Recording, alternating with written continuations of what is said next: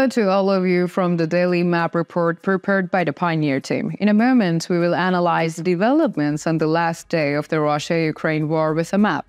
According to the latest reports, the Ukrainian army's counteroffensive operations continue. According to the information we have received from the region, clashes are taking place in 4 regions of the front line. Of course, one of these regions is the Zaporizhia front line. Ukrainian troops on the Zaporizhia front line continue their operation without slowing down.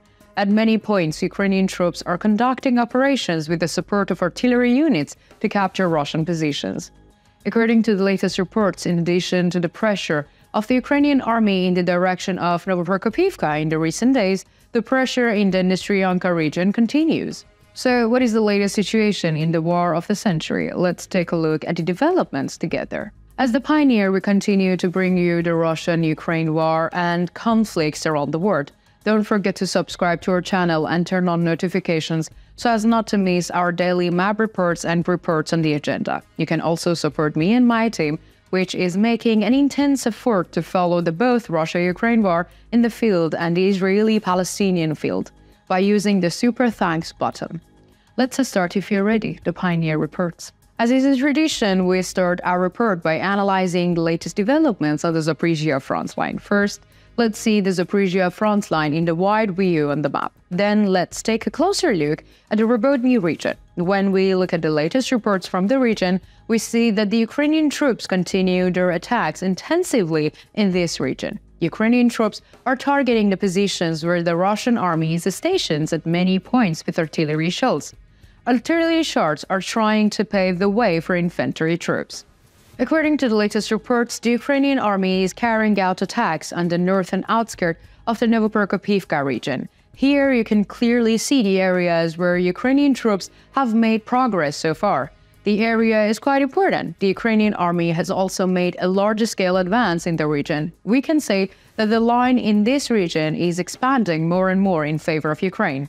While the Ukrainian army continues its attacks here, it also continues its attacks in the direction of Verbov. In this way, Ukrainian troops are trying to secure the eastern flanks of the front line here. According to the latest reports, Ukrainian armored units are playing a major role, especially during the attacks in the Verbov direction. A large number of Ukrainian tanks, armored vehicles and artillery detachments are shelling Russian positions in the direction of the Verbov to ensure the safety of the Ukrainian troops trying to advance in the direction of Novoprokopivka. In our previous reports, we mentioned that the Ukrainian army is trying to expand the front line in the direction of Nesterianka. According to the latest reports, this effort of the Ukrainian army continues. There are heavy artillery attacks by Ukrainian artillery units against Nesterianka. However, Ukrainian infantry units have not yet mobilized. With the mobilization of the Ukrainian infantry unit, it is very likely that rapid change will take place in the region. Let us conclude this section by mentioning artillery attacks.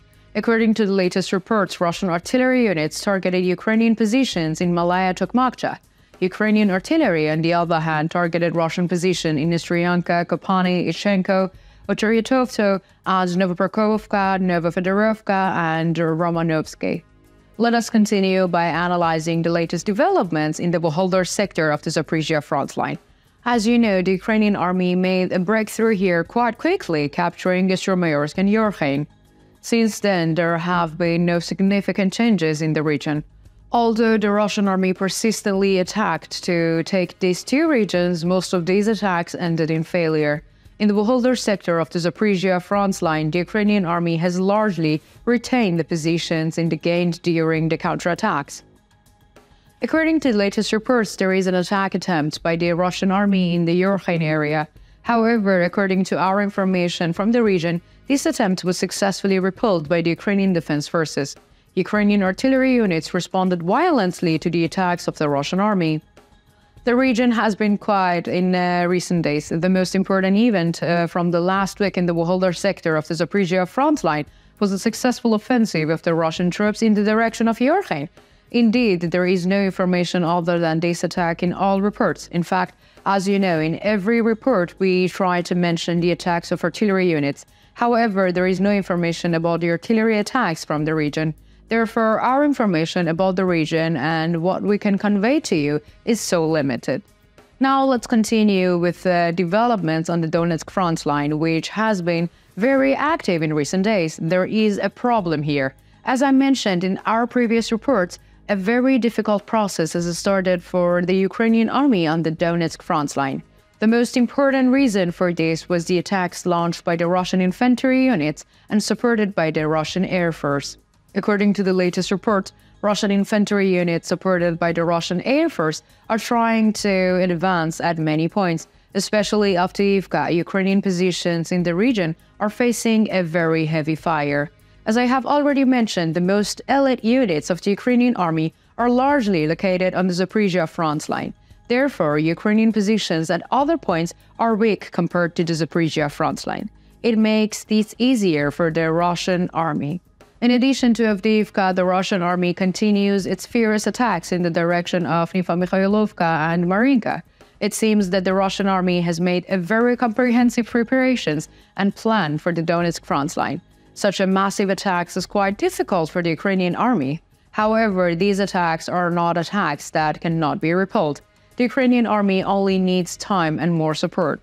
Let's continue with the artillery activities in the region. According to the latest reports, Russian artillery units hit Ukrainian positions in Ocheretin, Novoprokopivka, and Kármenka. Ukrainian artillery responded by hitting Russian positions in the Donetsk, Budyani, Opitny, and the village of Krasnogorovka. Conclusion. We continue with the latest situation on the Bakhmut front line. The Ukrainian army is trying to advance on the southern flanks of the Bakhmut. We see that the Ukrainian troops are making an intense effort, especially in the direction of Andriivka. According to the latest reports, there is a heavy bombardment of the Russian army in the region. Despite this, the Ukrainian troops are trying to gain new positions around railway line east of Andriivka. Russian shelling does not seem to be working.